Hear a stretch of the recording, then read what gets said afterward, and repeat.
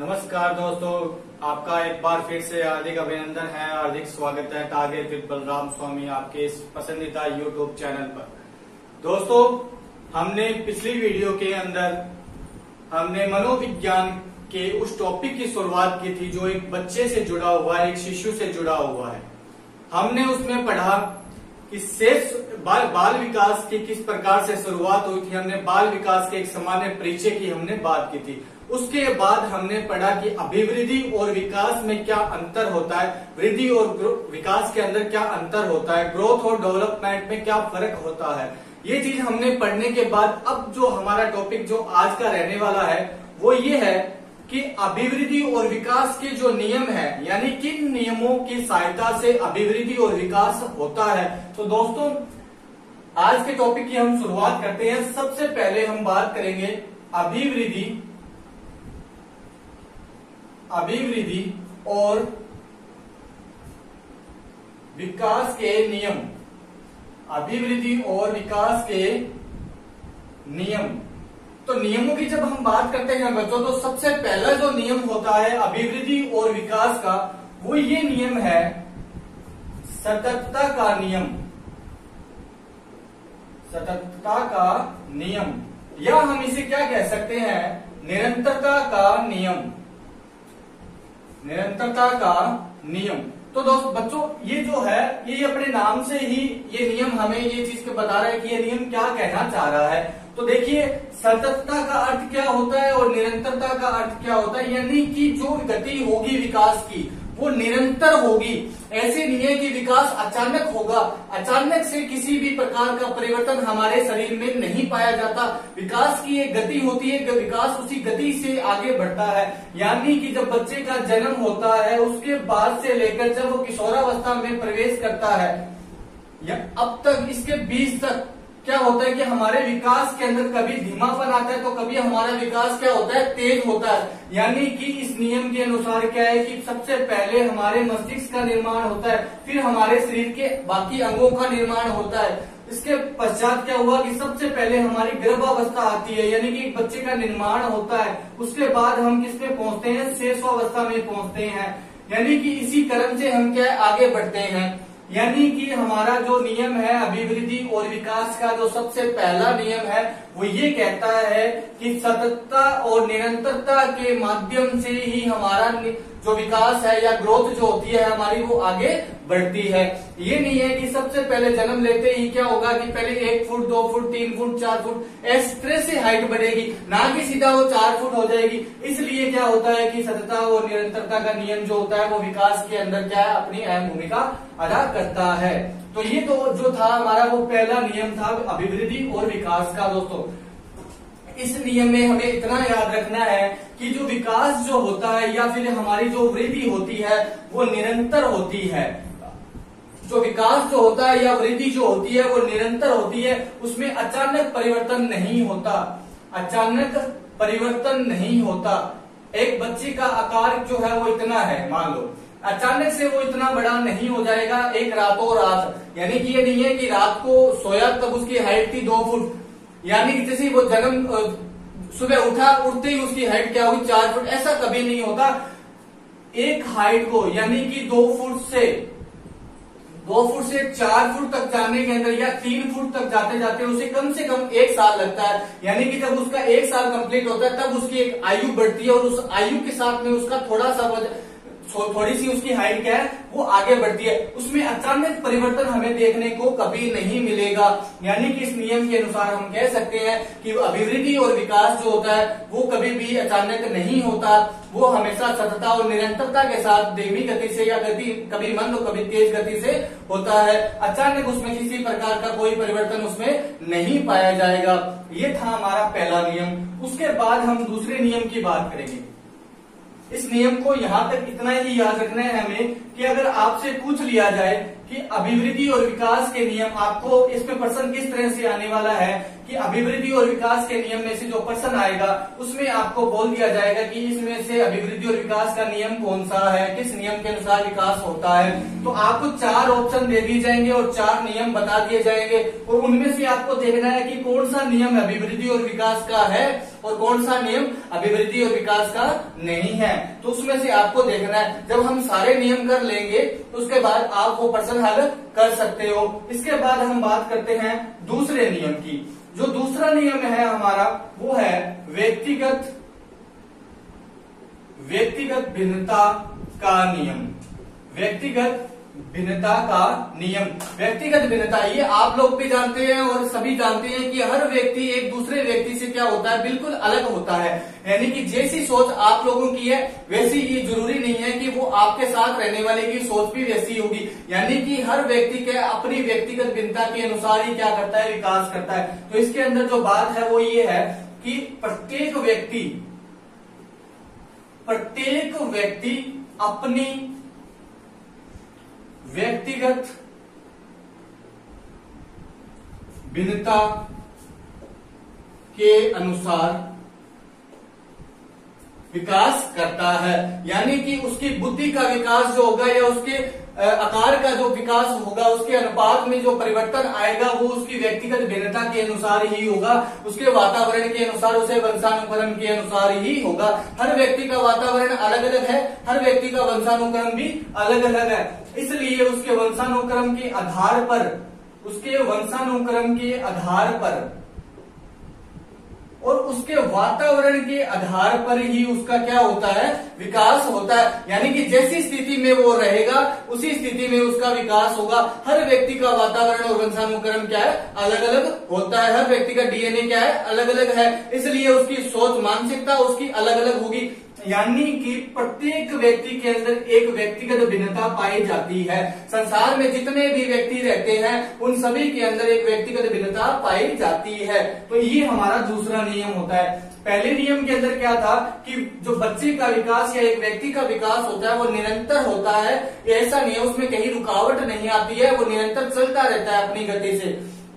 परंतु कभी विकास क्या है, जो अचानक कभी नहीं होता। ये जो पहले नियम की बात थी। अब जो दूसरा नियम है वो ये कहता है कि व्यक्तिगत भिन्नता का नियम। व्यक्तिगत भिन्नता के नियम के अंदर क्या होता है, प्रत्येक व्यक्ति अपने व्यक्तिगत भिन्नता के अनुसार ही क्या करता है, विकास या वृद्धि करता है। इसमें वंशानुक्रम के आधार और वातावरण का एक आधार होता है कि जैसा उसका वातावरण होगा या जैसा उसका वंशानुक्रम होगा उसके अनुसार ही वो क्या करेगा, परिवर्तन करेगा, अपने विकास में निरंतर वो आगे बढ़ेगा। उसके बाद जो तीसरा है नियम वो है हमारा समान प्रतिमान का नियम। समान प्रतिमान का नियम।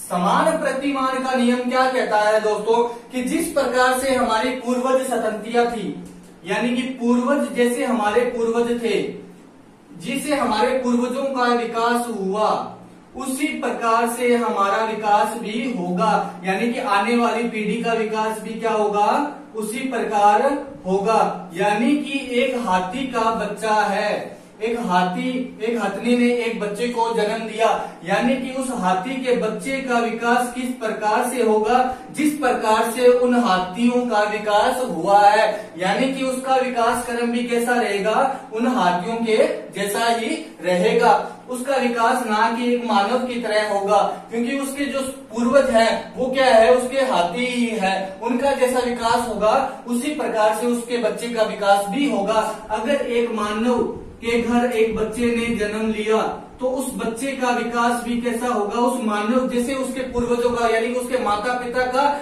या उसके दादा दादी का जिस प्रकार से विकास हुआ उसी प्रकार से उस बच्चे का विकास होगा। यानी कि समान प्रतिमान के अनुसार। प्रतिमान का मतलब क्या होता है, प्रतिबिंब या हम चित्र। यानी कि जैसा हमारा पहले जो प्रतिमान था उसी प्रतिमान के आधार पर क्या होगा, हमारा आगे विकास होगा। तो ये नियम हमारा तीसरा नियम क्या कहता है कि समान प्रतिमान का नियम। यानी कि हमारे जैसे हमारे पूर्वज थे या जैसे हमारे पूर्वजों का विकास हुआ उसी प्रकार से हमारे आगे आने वाली पीढ़ियों का विकास भी उसी निरंतरता के साथ या उसी गति के समान होगा। उसके बाद यहाँ तक आप स्क्रीनशॉट ले लीजिए। उसके बाद हम आगे अगला नियम पढ़ते हैं, चक्राकार परिमार्जिता का नियम।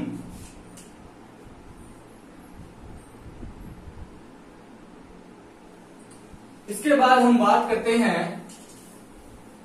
परिमार्जिता का नियम, यानी कि जो चौथा नियम है हमारा वो है परिमार्जिता का नियम। चौथा नियम क्या कहता है? परिमार्जिता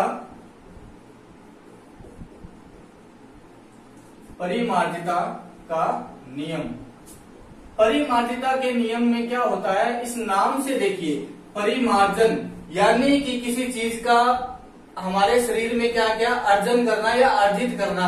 अगर हम किसी विकास को क्या करते हैं, किसी विकास के पहलू को अगर हम विकास अर्जित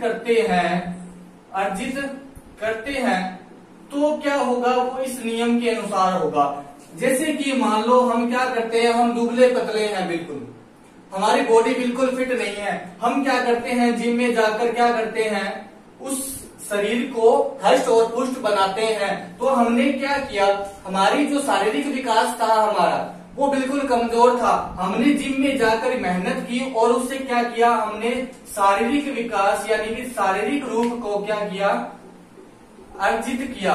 यानी कि हमने अर्जित किया है कहीं से, हमारा वातावरण के अनुसार हमारा शरीर शारीरिक रूप नहीं बदला है, हमने उसमें अर्जित किया है। हमने मेहनत करके उसमें क्या किया, जिम के अंदर पसीना बहाकर हमने क्या किया, अर्जित किया है उस शारीरिक विकास को। इसलिए वो क्या नियम कहलाएगा, परिमार्जिता का नियम। अगर एक व्यक्ति किसी वातावरण को छोड़कर किसी अन्य माध्यम से अगर कोई विकास ग्रहण करता है तो वो विकास क्या कहलाता है, वो विकास का कौन सा नियम कहलाएगा, वो परिमार्जिता का नियम कहलाएगा। यानी कि परिमार्जिता के नियम में एक बात आपको याद रखनी है कि हम इस नियम के अनुसार क्या करते हैं, अर्जन करते हैं नई नई चीजों का। यानी कि वातावरण के अन्य घटकों के माध्यम से हम क्या करते हैं, जो वातावरण को छोड़कर या अन्य कोई जो चीजें हैं उन चीजों से हम क्या करते हैं, चीजों विकास को क्या करते हैं, अर्जित करते हैं। तो वो नियम हमारा कौन सा कहलाएगा, परिमार्जिता का नियम कहलाएगा। यहाँ तक समझ में आया। उसके बाद हम बात करते हैं अगले नियम की। जो अगला हमारा नियम है, ये सिंपल सी बातें हैं, बिल्कुल सिंपल सी, नाम पढ़ते ही हमें इन चीजों के अर्थ महसूस पता लग जाते हैं। यानी कि आपको ये पता होना चाहिए कि परिमार्जिता का अर्थ क्या है, तो आप पता लगा सकते हो। ये नॉर्मल सी एक बात है, सेंस ऑफ ह्यूमर की बात है कि परिमार्जिता का अर्थ क्या होता है, अर्जित। अर्जित करने का मतलब हमने कहीं से अगर कुछ अर्जित किया है तो वो इस नियम के अंतर्गत आएगा। अगर आपसे प्रश्न पूछ लिया जाए कि एक व्यक्ति ने जिम में जाकर अपने शरीर का वो हष्ट पुष्ट किया तो वो अभिवृद्धि और विकास के कौन से नियम के अंतर्गत आता है, तो आपको पता होना चाहिए कि उसने वो चीज क्या की, अर्जित की है। तो अर्जित करने का मतलब क्या होता है, परिमार्जिता होता है। तो वो परिमार्जिता के नियम के अंतर्गत आता है। ठीक है। उसके बाद हम बात करेंगे अगले नियम की। तो अगला जो नियम है वो है चक्राकार प्रकृति का नियम। चक्राकार प्रकृति का नियम। चक्राकार प्रकृति का नियम। चक्राकार प्रकृति के अंदर क्या होता है कि हमारा विकास, एक व्यक्ति का विकास कभी मंद व कभी तीव्र हो जाता है। चक्राकार से आप समझ सकते हो कि चक्राकार रेखीय न होकर चक्राकार होता है। रेखीय का मतलब क्या होता है, एक रेखा, यानी कि इस समान गति से वो विकास नहीं होता। ये क्या है, रेखीय विकास होता है। जो रेखीय विकास हमारा कभी नहीं होता। ठीक है। विकास जो होगा वो चक्राकार प्रवृत्ति के अनुसार ही होगा। यानी कि 6 माह के अंदर हमने इस प्रकार से हमने विकास को शुरू किया। तो जैसे जैसे हम आगे बढ़ेंगे तो यहाँ हमारा 12 माह होगा, फिर हम यहाँ 2 वर्ष की बात करेंगे, फिर यहाँ हम 6 वर्ष की बात करेंगे, फिर हम यहाँ क्या करेंगे, आगे 12 वर्ष की बात करेंगे। यानी कि हमारा जो विकास क्रम जो है वो चक्राकार चलता रहता है। यानी कि जब हम यानी कि गर्भावस्था में होते हैं, आपने गर्भावस्था को पढ़ा है या पढ़ेंगे तो उसमें क्या होता है कि गर्भावस्था में एक बच्चे का जो संपूर्ण शरीर का जो आकार है या उसके शरीर का जो निर्माण है हाथ और पैरों का, वो मात्र 9 माह में हो जाता है। उसके बाद उसके शरीर के विकास को पूरे 100 साल लगते हैं। विकास में क्या, अभिवृद्धि के अंदर क्या होता है कि एक वृद्धि तो हुई 9 माह के अंदर, दूसरी जो वृद्धि हुई है हमारी जन्म लेने के बाद में उसे 18 वर्ष लगे।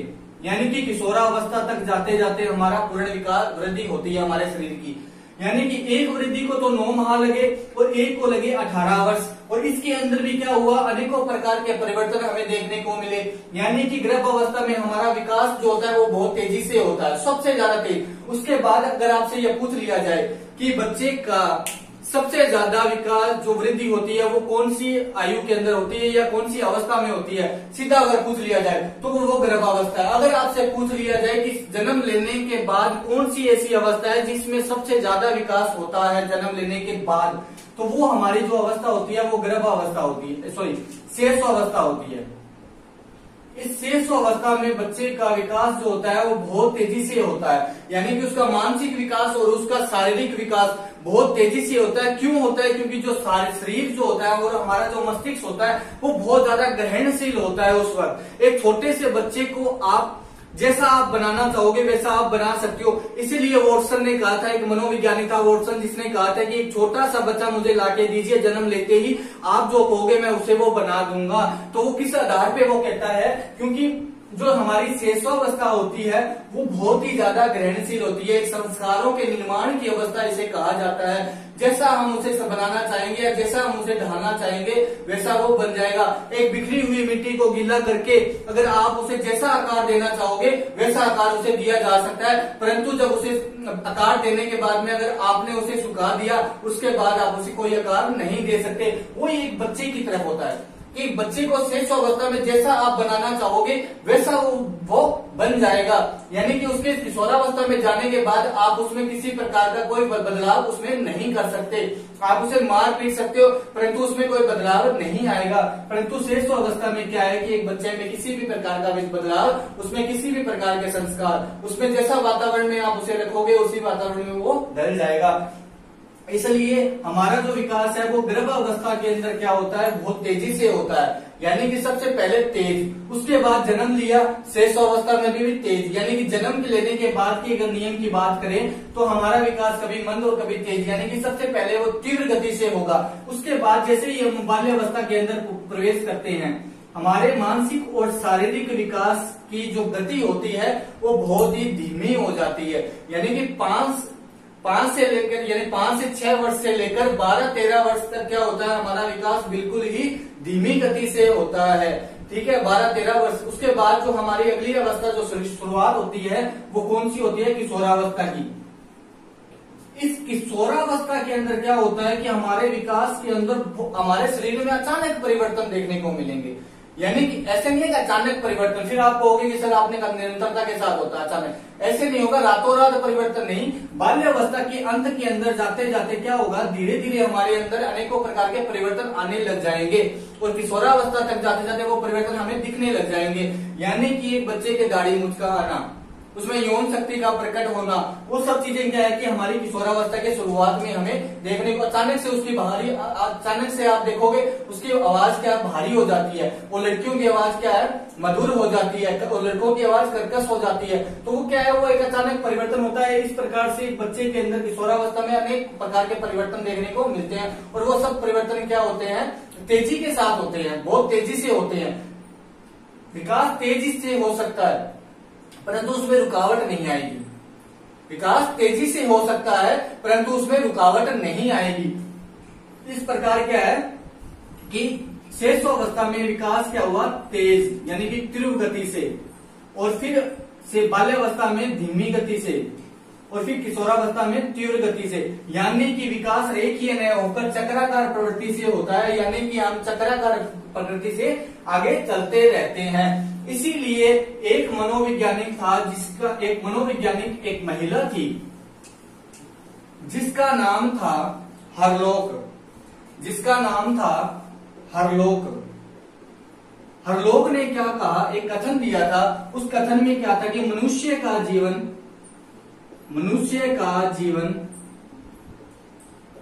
घंटी की आकृति के समान है,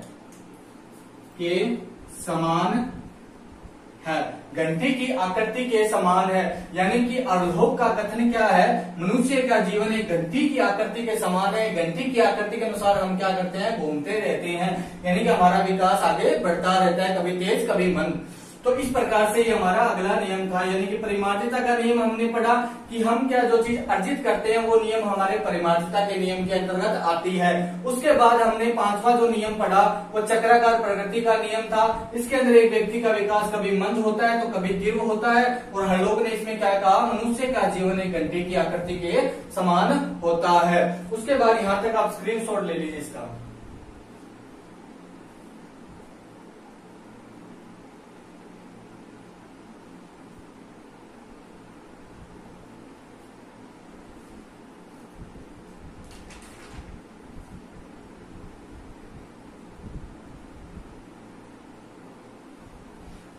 इसके बाद हम पढ़ते हैं अगला नियम।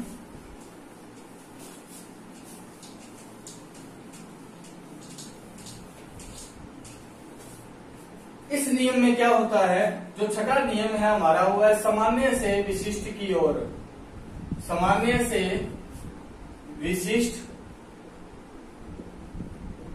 की ओर विकास क्रम का नियम। यानी कि एक बच्चा जो है वो सबसे पहले सामान्य चीजों को और सामान्य कार्यों को पहले सीखता है, उसके बाद वो विशिष्ट बातों को सीखता है। सामान्य कार्यों और सामान्य बातों को वो पहले सीखेगा, उसके बाद विशिष्ट चीजों को बाद में सीखेगा। यानी कि एक बच्चे को जब हम सिखाना प्रारंभ करते हैं तो सबसे पहले हम उसे पाई बनाना सिखाते हैं, इस प्रकार से रेखाएं खींचना सिखाते हैं। यानी कि जब हम स्कूल में प्रवेश करता है बच्चा, जब उसे हम लिखना सिखाते हैं तो सबसे पहले हम उसे रेखाएं बनाना सिखाते हैं, आड़ी तिरछी रेखाएं ऐसे बनाना सिखाएंगे। फिर उसे एक आकृति देना सिखाएंगे, यानी कि इस प्रकार से आकृति देना सिखाएंगे इसके ऊपर, यानी कि एक पाई बनाई और उसके ऊपर एक आकृति देना उसे ऐसे सिखाएंगे।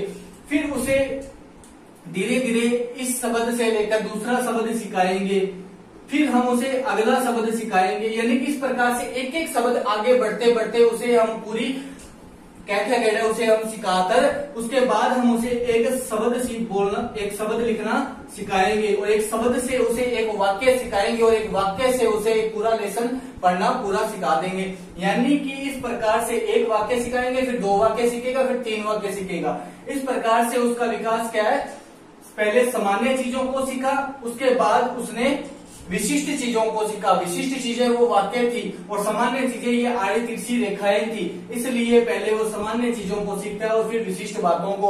और यही चीज सेम हमारे ऊपर भी लागू होती है।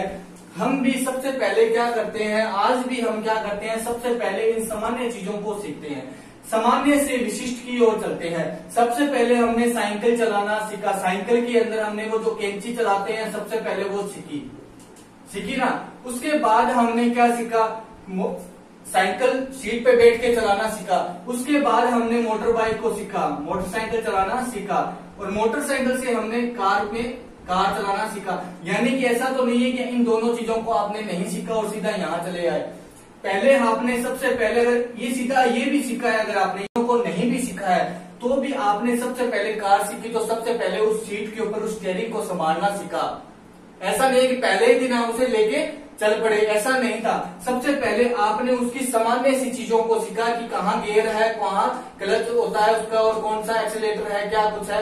तो वो चीजें आपने पहले सीखी, चीजों को सामान्य चीजों को सीखा पहले। फिर उसके बाद आपने उसे धीरे धीरे चलाना सीखा, यानी पहले गियर के अंदर आपने उसे चलाना सीखा। उसके बाद आपने दूसरा गियर डाला, फिर तीसरा गियर डाला। इस प्रकार से आप आगे बढ़ते गए। यानी कि यह नहीं है कि पहला ही, जब हम एक मोटरसाइकिल चलाते हैं तो सबसे पहले स्टार्ट करते हैं पहला गियर डालते हैं, यानी कि सामान्य सी बात है। उसके बाद हम उसमें दूसरा, ऐसा नहीं है कि सीधा हम उसमें चौथा गियर डाल देते हैं, ऐसा नहीं होता ना। तो इसीलिए एक बच्चे का विकास जो होता है वो पहले सामान्य चीजों को सीखेगा, उसके बाद वो विशिष्ट की ओर बढ़ेगा। यानी हम पहले पहली सीढ़ी पे पैर रखेंगे, उसके बाद हम आगे वाली सीढ़ी पे पैर रखेंगे। ऐसा नहीं है कि हम अगर उछल कर दूसरी सीढ़ी पे अगर पैर रखने की कोशिश करेंगे तो हम गिर जाएंगे। तो इस प्रकार से ही उसका विकास क्या होता है, उसका विकास का एक क्रम आगे बढ़ता है। यानी कि हमें ये याद रखना है कि जो विकास जो होता है वो सामान्य से विशिष्ट की ओर होता है, यानी कि विशिष्ट से सामान्य की ओर ना होकर सामान्य से विशिष्ट की ओर होता है।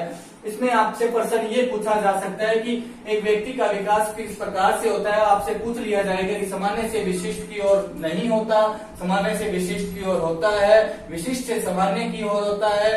तो इस प्रकार से आपको पता होना चाहिए कि एक बच्चे का विकास जो है वो सामान्य से विशिष्ट की ओर होता है। ठीक है, ये हमारा छठा नियम था। उसके बाद हम अगले नियम की बात करेंगे,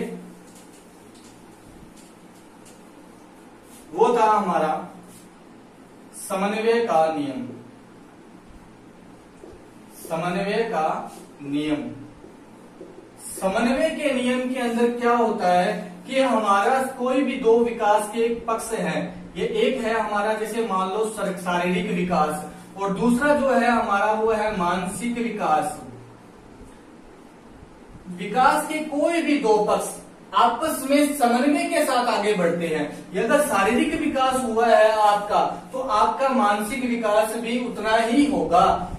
अगर आपके शारीरिक विकास में अगर कोई रुकावट है, अगर आपका शारीरिक विकास धीमी गति से हो रहा है, अगर आपको सही वातावरण या सही खान पान नहीं मिला तो उसका असर किस पर पड़ेगा, मानसिक विकास पर भी पड़ेगा। अगर आपके कोई भी विकास के दो पक्ष में से किसी भी विकास के पक्ष में अगर आप कोई भी विकास का पक्ष जो है आपका अगर प्रभावित होता है तो उसका इफेक्ट जो है वो अन्य विकास के पक्षों पर भी पड़ता है।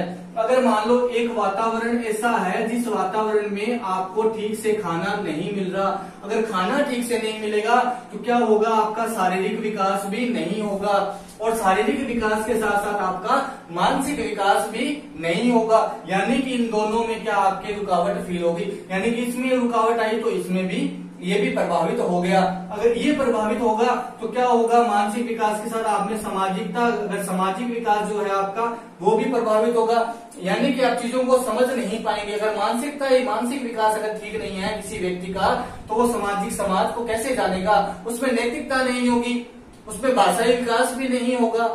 यानी कि सब चीजें कहाँ है, मस्तिष्क से जुड़ी हुई है और मस्तिष्क क्या है, वो शरीर से जुड़ा हुआ है। मस्तिष्क जब भी सुडौल रहेगा जब वो शरीर स्वस्थ रहेगा और शरीर स्वस्थ रहेगा तो मानसिक विकास भी हमारा स्वस्थ होगा।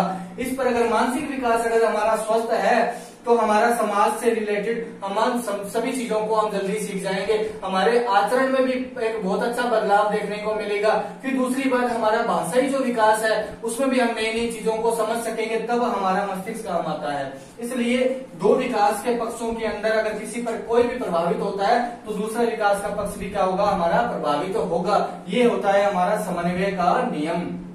यहाँ तक आया समझ में कि समन्वय का नियम क्या है कि अगर ये हमारे विकास के पक्षों में से किसी भी एक विकास, अगर कोई भी एक विकास अगर प्रभावित होता है तो दूसरा विकास भी उसके साथ साथ, विकास का पक्ष क्या है उसके साथ साथ प्रभावित होगा।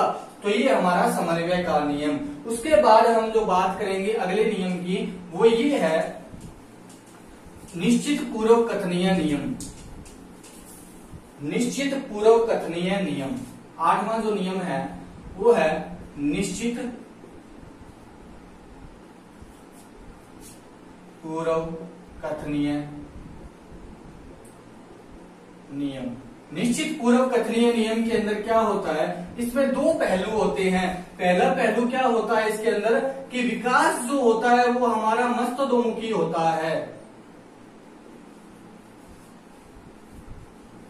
मुखी होता है, और दूसरा है वो है केंद्र से सिरों की ओर विकास। केंद्र से सिरों की ओर विकास।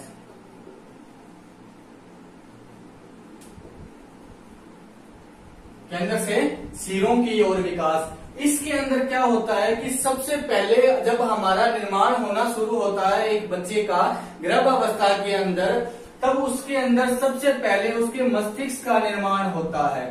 मस्तिष्क का निर्माण होने के बाद फिर उसके हाथ और पैरों का विकास होता है, यानी कि हमारे अन्य अंगों का विकास होता है।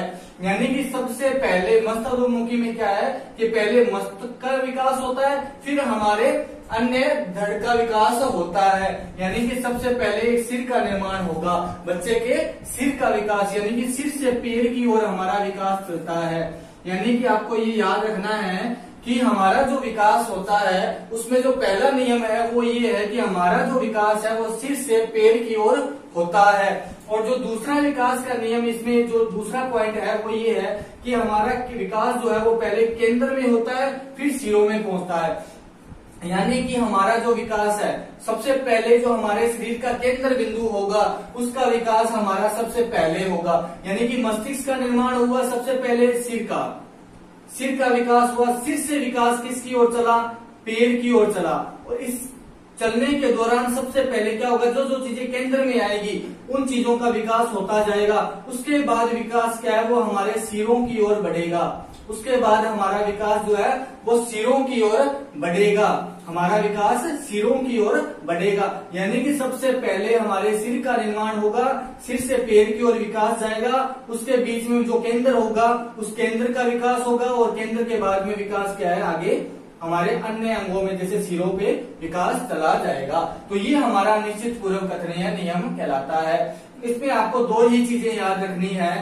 पहली जो नियम है कि हमारा जो विकास है वो सिर से पैर की ओर होता है, फिर उसके बाद केंद्र से सिरों की ओर होता है। इस दौरान विकास हमारा केंद्र से सिरों की ओर होता है।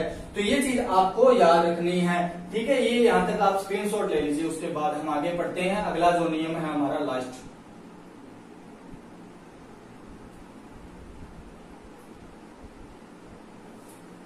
आगे हम पढ़ते हैं। आगे बढ़ने से देखते हैं आगे क्या जो नियम, अगला जो नियम हमारा क्या कहता है।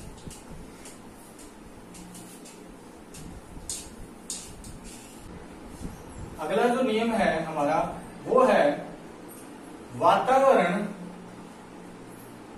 और वंशानुक्रम की अंतःक्रिया का नियम। बच्चों इस नियम के अंदर क्या होता है कि एक बच्चे के ऊपर उसकी वातावरण और उसके वंशानुक्रम का प्रभाव अत्यधिक मात्रा में पड़ता है। यानी कि एक बच्चा जब शैशवावस्था के अंदर होता है, उसकी शैशवावस्था का जो जीवन का जो शैशवावस्था का जो काल होता है वो हमारा जन्म से लेकर 5 या 6 वर्ष तक लगभग माना जाता है। इसके दौरान क्या होता है, जन्म से लेकर 3 वर्ष तक हमारे मस्तिष्क का जो विकास होता है वो 50% तक हो जाता है। उसके बाद जैसे ही हम 5 या 6 वर्ष में प्रवेश करते हैं उस वक्त हमारे मस्तिष्क का विकास 90% तक हो जाता है। यानी कि एक बच्चे के ऊपर उसके वातावरण और उसके वंशानुक्रम का प्रभाव अत्यधिक मात्रा में पड़ता है। आपने जैसे मोगली वाली कहानी सुनी होगी, उस कहानी के अंदर क्या होता है, जो मोगली जो होता है वो एक मानव के घर पे जन्म लेता है। एक मानव के घर पे वो जन्म लेने के तुरंत पश्चात यानी कि उसके बाद में जस्ट वो क्या है, जंगल में एक भेड़ियों के झुंड में रहने लग जाता है। भेड़ियों के झुंड में रहने लग जाता है और वो क्या है, उस झुंड के अंदर यानी कि जो भेड़िए के जो बच्चे होते हैं उनके साथ ही खेलना कूदना खाना पीना सब उनके साथ करता है। और एक समय ऐसा आता है कि वो जो बच्चे होते हैं भेड़िए के, वो भी क्या है उस मोगली की तरह मोगली के साथ में घुल मिल जाते हैं। यानी कि वो मोगली भी क्या है, भेड़ियों की तरह रहना अपना जीवन यापन करना शुरू कर देता है, उन्हीं की तरह उसकी प्रवृत्ति बन जाती है। यानी कि एक बच्चे के ऊपर वातावरण का भी 50% प्रभाव पड़ता है और उससे वंशानुक्रम का भी 50% प्रभाव पड़ता है। यानी कि इन दोनों में से अगर देखा जाए कि सर्वाधिक प्रभाव की अगर बात करें, जो सर्वाधिक अत्यधिक हमारे ऊपर जिसका असर होता है तो वो चीज हमारी वातावरण होती है। ये बात हमने पहले भी आपको बता चुका हूँ कि वातावरण का प्रभाव हमारे ऊपर ज्यादा पड़ता है, परंतु हमारे जीवन के अंदर इनका जो हिस्सा होता है वो 50% होता है। ठीक है, ये था हमारा लास्ट नियम जो अभिवृद्धि और विकास का नियम था, जिसके अंदर ये था कि वातावरण और वंशानुक्रम की अंतःक्रिया यानी कि इन दोनों में अंतःक्रिया होती है और इन अंतःक्रिया के अनुसार ही हमारा विकास होता है। कहीं ना कहीं हमारे वंश का भी प्रभाव हमारे ऊपर पड़ता है। यानी कि जो हमारी बुद्धि होती है वो वंशानुक्रम होती है, ठीक है, परंतु इस बुद्धि को किस प्रकार का आकार देना है यानी कि किस प्रकार का बनाना है वो इस वातावरण के ऊपर डिपेंड करेगी। अमानी के बच्चे को अगर पैदा होते ही अगर हमारे बीच में छोड़ दिया जाता तो आज उसका दिमाग वैसा नहीं होता जैसा आज है। क्यों? क्योंकि उसकी बुद्धि के ऊपर क्या हुआ, एक ऐसे वातावरण का प्रभाव पड़ गया जहां पे वैसा वातावरण नहीं है जो अंबानी के घर पे है। क्योंकि उसकी बुद्धि वंशानुक्रम होने के बावजूद भी उसके ऊपर क्या पड़ा, एक वातावरण का प्रभाव अत्यधिक पड़ा, इसलिए उसकी बुद्धि क्या हुई, परिवर्तन हुई। ऐसा इस मोगली के साथ हुआ था। ठीक है, ये था हमारा अंतिम नियम जो अभिवृद्धि और विकास के नियम है। इसका स्क्रीनशॉट लीजिए, फिर हम आगे पढ़ेंगे विकास के परिवर्तन की। हम बात करेंगे कि विकास में परिवर्तन किस प्रकार से होते हैं। आगे हम बात करते हैं विकास के परिवर्तनों की।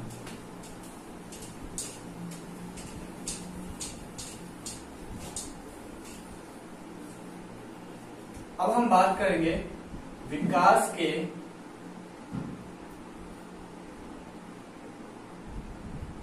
परिवर्तन। विकास के परिवर्तन 4 प्रकार से होते हैं। पहला जो हमारा होता है वो है आकार में परिवर्तन। आकार में परिवर्तन। आकार के परिवर्तन के अंदर क्या होता है, 2 तरह के, जैसे पहला तो है हमारा शारीरिक परिवर्तन। शारीरिक परिवर्तन के अंदर क्या होता है, हमारी लंबाई प्लस चौड़ाई प्लस भार के अंदर कोई परिवर्तन हुआ तो वो हमारा कौन सा परिवर्तन है, शारीरिक परिवर्तन। अगर हमारी लंबाई बढ़ती है या चौड़ाई बढ़ती है या हमारा भार बढ़ता है तो हमारे शरीर के आकार में क्या हुआ, परिवर्तन होगा। उसके बाद हम बात करेंगे मानसिक परिवर्तन की। मानसिक परिवर्तन की क्या होता है कि सोच, हमारे विचार, हमारा चिंतन, हमारा मनन और हमारा संप्रत्यय ये बदलते रहते हैं। इनके आकार में क्या होगा, परिवर्तन होता रहेगा। संप्रत्यय क्या होता है, एक कॉन्सेप्ट, जिसे हम इंग्लिश में क्या कहते हैं, कॉन्सेप्ट। कॉन्सेप्ट का मतलब क्या होता है, जो चीज आपने देखी हुई है, अगर उस चीज का अगर नाम आपके सामने लिया जाता है तो उसका एक चित्र क्या आपके मस्तिष्क में बनता है। जैसे कि मैं बोलूं शेर, तो शेर बोलते ही आपके माइंड के अंदर क्या बना, एक शेर का एक चित्र बन गया। मैं बोलूं ताजमहल, तो ताजमहल बोलते ही आपके सामने क्या हुआ कि एक चित्र आपके माइंड के अंदर बना हुआ है, वो चित्र आपको अब दिखाई देने लगा। तो ये चीजें क्या होती है, ये आपका संप्रत्यय होता है। और संप्रत्यय का मतलब क्या होता है, कॉन्सेप्ट। उसको इंग्लिश में अगर हम कहें तो उसे कॉन्सेप्ट कहते हैं। तो ये था हमारा आकार में परिवर्तन की बात। अगर आकार में परिवर्तन, अगर हमारे शरीर शारीरिक परिवर्तन किसी प्रकार का, अगर लंबाई चौड़ाई भार में अगर कोई परिवर्तन होता है तो हमारे शरीर के आकार में परिवर्तन होगा। अगर हमारे मानसिक विकास की अगर हम बात करें तो अगर हमारे सोच में परिवर्तन होता है या विचारों में परिवर्तन होता है या चिंतन में, तो वो चीजें क्या कहलाती है, आकार में परिवर्तन कहलाती है। उसके बाद हम बात करेंगे नेक्स्ट अनुपात में परिवर्तन।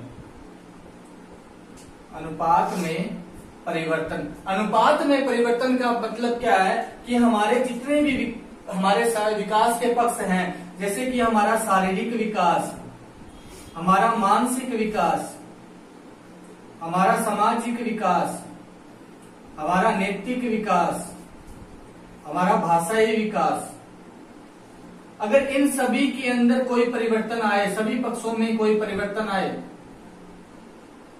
तो वो परिवर्तन एक अनुपात के माध्यम से देखा जाता है।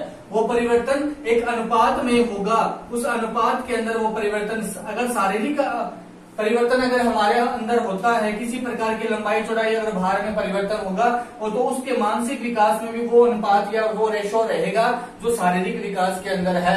वही सामाजिक में रहेगा, वही नैतिक में रहेगा, वो भाषाई में रहेगा। क्योंकि विकास में एक समन्वय होता है सभी पक्षों के अंदर। उसी समन्वय के कारण इनके अनुपात में कोई भी बदलाव देखने को नहीं मिलता। इनके अनुपात समान रूप में परिवर्तन होते हैं। तो ये हमारे 2 नियम है। स्क्रीनशॉट लीजिए जल्दी से, फिर हम आगे बढ़ते हैं।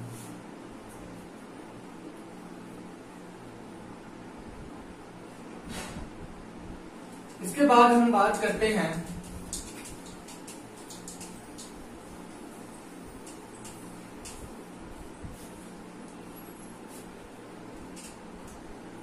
पुराने चिन्हों का लोप।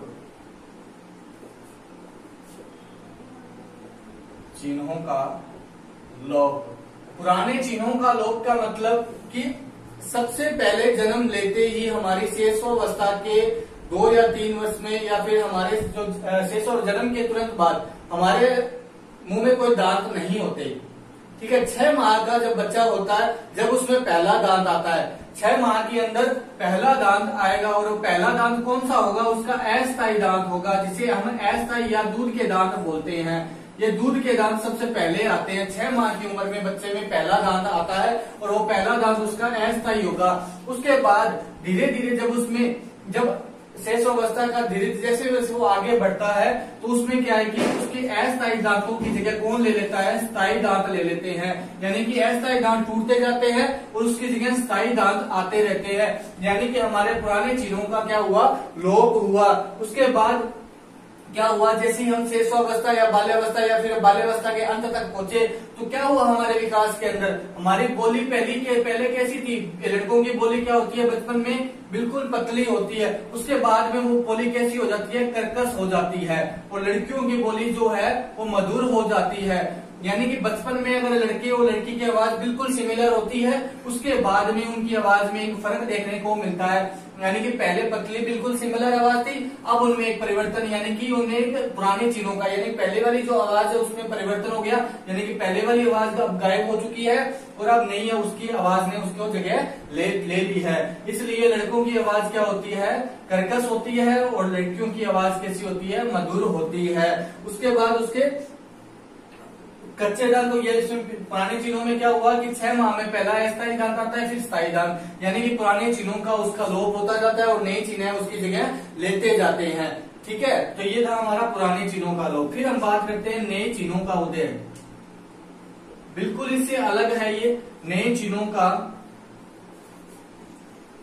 उदय, ये बिल्कुल इससे मिलता जुलता है। इसमें क्या है, इसमें पुराने चिन्हों की जगह नए चिन्हों ने ले ली। अब इसमें क्या होगा कि नए चिन्ह उदय होंगे। यानी कि इसमें क्या हुआ, अस्थायी दांतों की जगह स्थायी ले ली, तो स्थायी क्या चीज है, स्थायी दांत क्या होंगे, हमारे नए चिन्ह होंगे, नए चिन्ह होंगे वो। तो वो नए चिन्ह क्या है इसके अंदर होंगे, जैसे कि हमारे दाढ़ी मूंछ का आना, दाढ़ी और मूंछ का आना। तो दाढ़ी मूंछ का आना क्या हुआ, एक नए चिन्ह, अब हमारे एक नए शरीर के अंदर एक नया चिन्ह पैदा हो चुका है। ठीक है, जो और आवाज का कर्कश या मधुर होना वो भी क्या है कि नए चिन्ह के अंदर ही आता है। तो ये हमारे विकास के क्या होते हैं, कुछ 4 परिवर्तन होते हैं जिनके अनुसार हमारे शरीर में क्या परिवर्तन होते रहते हैं। तो ये हमारे विकास के परिवर्तन थे। ये छोटे छोटे पॉइंट्स हैं, इनमें से प्रश्न आने की संभावना कम नहीं होती है, परंतु आपको करवाना जरूरी है क्योंकि कई बार क्या है प्रश्न कहीं से भी पूछा जा सकता है। तो ये विकास के हमारे परिवर्तन है। पहला था आकार में परिवर्तन, फिर हमने पढ़ा अनुपात में परिवर्तन, फिर नए चिन्हों का, पुराने चिन्हों का लोप, फिर नए चिन्हों का उदय। तो ये 4 प्रकार के परिवर्तन हमारे विकास के होते हैं। स्क्रीनशॉट लीजिए, फिर हम आगे जो हमारा अंतिम पॉइंट है वो पढ़ते हैं। इसके बाद हम बात करेंगे कि हमारे विकास को प्रभावित करने वाले कारक कौन कौन से हैं। हमारे विकास को प्रभावित करने वाले कारक कौन कौन से हैं।